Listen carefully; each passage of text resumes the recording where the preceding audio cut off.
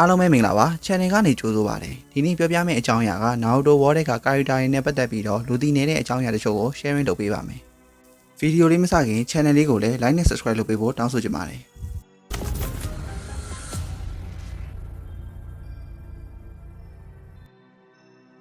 series တစ်ခြားလုံးမှာ Naruto တက်ခဲ့တဲ့ရန်သူကတစ်ယောက်ပဲရှိပါတယ်Naruto က series ထဲမှာရန်သူတော်တော်များများကိုအနိုင်ချခဲ့ဘူးလေဆိုပေမဲ့သူတကယ်တမ်းတတ်မိတဲ့ရန်သူကတစ်ယောက်ပဲရှိတာပါဖန်နီက Naruto တရားပိန်းအဖွဲနဲ့တိုက်ခိုက်တုန်းကပိန်းအဖွဲကိုတက်ခဲ့ရလို့ပြောပေမဲ့ပိန်းနဲ့အားလုံးကတေးပြီးသားတွေပါ Naruto တကယ်တတ်မိတဲ့ character ကတဲရွာရဲ့ရှူရာဖြစ်ပါတယ် Akatsuki အဖွဲ့ကဂါရာကိုဖမ်းသွားတာကြောင့် Naruto တို့လိုက်ခေါ်တဲ့အပိုင်းမှာ Itachi ထိန်းချုပ်ပြီးတော့အယောင်ဆောင်ထားတဲ့တဲရွာကရှူရာနဲ့တိုက်ခိုက်ကြပါတယ် Akatsuki အဖွဲ့ကဂါရာရဲ့အမိကောင် Chakra ကိုစုံနေတော့ Naruto တို့ကိုအချိန်ဆွဲထားတဲ့အချိန်မှာ Itachi အယောင်ဆောင်ထားတဲ့ရှူရာကိုစိတ်တိုပြီးတော့ Naruto ကတတ်လိုက်မိပါတယ်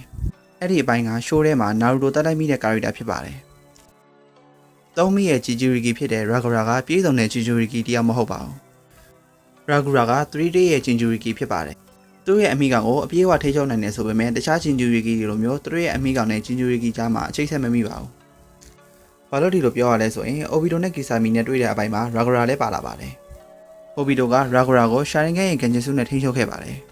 Jinchuriki တွေက Genjutsu မိသွားရင်သူ့ကိုယ်တည်းကအမိကောင်တွေက Genjutsu ကနေလောအောင်လုပ်ပေးနိုင်ပါတယ်ဒါပေမဲ့ Ragura ကတော့ Obito ရဲ့ Genjutsu ကိုမိသွားပါတယ်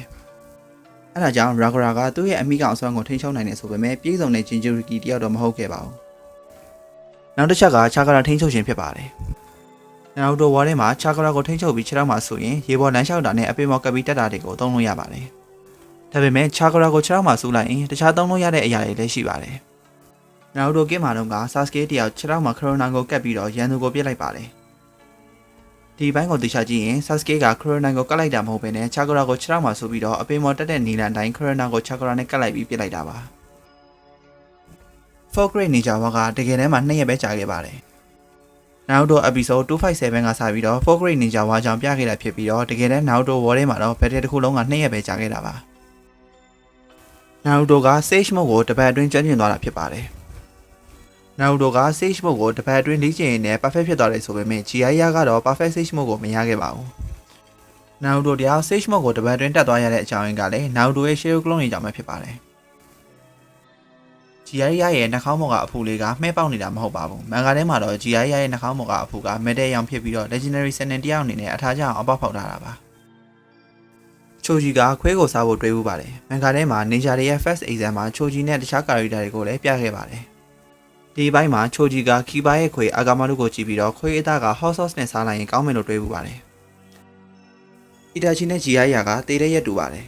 ။ဒီအကြောင်းက show ထဲမှာတေချာမပြထားပေမဲ့ show ကိုဂရုစိုက်ကြည့်ရင်သိတာပါတယ်။ Naruto တို့အဖွဲ့ဂါနောက်ကိုလိုက်ပြီးတော့တိုက်ပွဲဖြစ်နေကြတဲ့အချိန်မှာတစ်ဖက်မှာလည်း Jiraiya ကပိန်းတို့ရဲ့ရွာကိုခိုးဝင်ခဲ့ပါတယ်။အဲဒါကြောင့် Itachi နဲ့ Sasuke နဲ့တွေ့တဲ့အချိန်မှာ Jiraiya ကလည်းပိန်းနေနဲ့ခြိုင်နေတေးမလို့ဖြစ်နေပါပြီ။ Jiraiya တေးပြီးတော့မှ Itachi လည်းတေးသွားတာဖြစ်ပါတယ်။